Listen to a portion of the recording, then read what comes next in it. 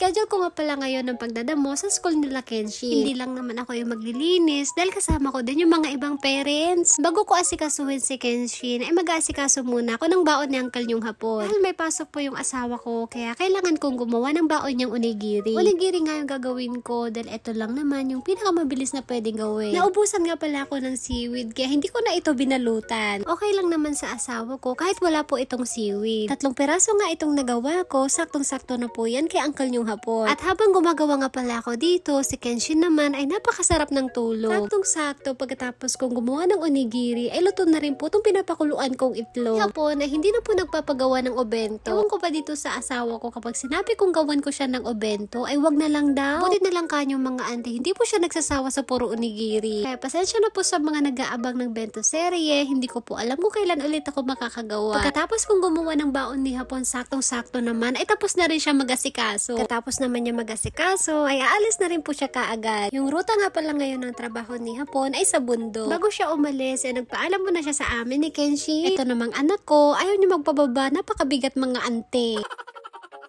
Pagpasok naman namin dito sa loob ay nagasikaso na ako ng almusal ni Kenshi. Dahil may pasok siya ngayon sa school kaya kailangan niyang kumain. Ito nga po yung umagahan ng anak ko, may nilagang itlog, saging, tinapay at saka yogurt. Sa tuwing papasok si Kenshi sa school niya ay pinapakain ko siya ng almusal. Kaso nga lang minsan mga ante, napakahirap po niyang pakainin. Yung tipong tapos ka na sa lahat ng mga ginagawa mo pero siya hindi pa kumakain ng almusal. Kaya minsan pinapagalitan ko talaga siya mga ante kasi napakahirap po niyang pakainin. Pagkatapos ko magasikaso ng gamit ni Kenshin, ay nagasikaso na rin ako. Naghugas na nga ako ng mukha at saka nagsipilyo. Katapos ko magbihis, ay si Kenshin naman yung pinagbubog ko. Tapos sinilamusan ko na rin siya ng mukha niya.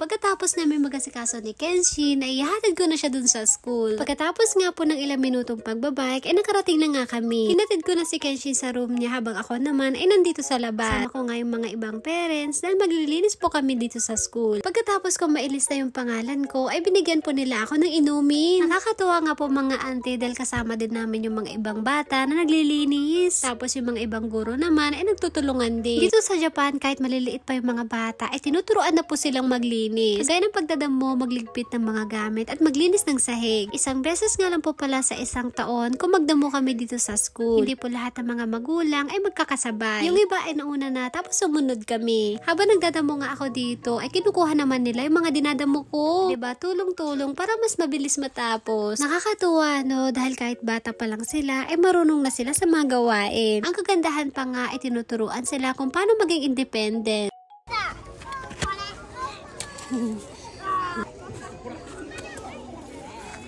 Pagkatapos kami tulungan ng mga bata, ay pinapasok na sila doon sa kanilang mga room. Habang kami mga magulang naman ay busy dito sa labas na magdamo.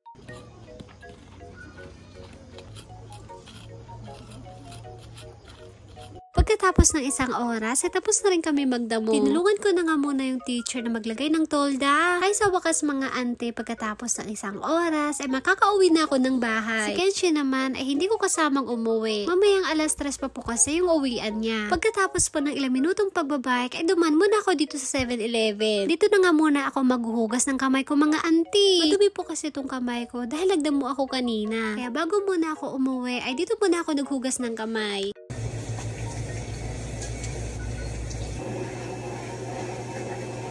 Habang nandito ako sa 7-Eleven ay naghanap na ako ng pwede kong meriendahin. Isang oras lang kami pinagdamo pero nagutom ako kaagad mga ante. Mga gumatang akpay lang ti merienda ak ditoy.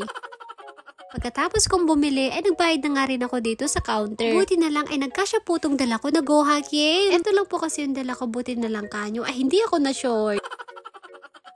Pagkatapos ng ilang minutong pagbabike ay nakauwi na ako dito sa bahay namin. At ko nang nilagyan ng cheese yung nabili kong pizza. Tapos ipapainit ko lang po ito para mas masarap. Tahimik na nga ulit itong bahay namin dahil wala po yung 2 hapon ko.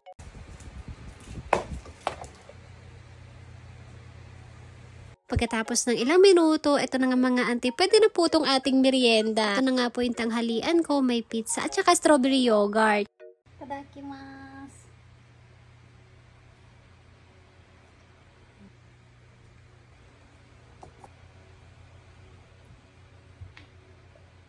Katapos kong kumain, nagpunta naman ako dito sa labas para magtanim ng gulay. Ito nga palang itatanim ko ay pang winter. May buto ako dito ng bok choy kaya naisipan kong itanim. Sana mabuhay ito para meron tayong uulamin pagdating ng winter. Ano ba mga auntie, nakakatawa po dahil malalago na po yung mga ibang tinanim ko. Kagaya ng cabbage, napa-cabbage, at saka ng red radish. Gusto ko na nga itong i-share sa inyo sa mga susunod na mini vlogs namin. Sige lang po at dito na po natapos ang aming mini vlog. Maraming salamat po. Thank you for watching. Sayonara and... Bye bye. Thank you for watching. うるさい。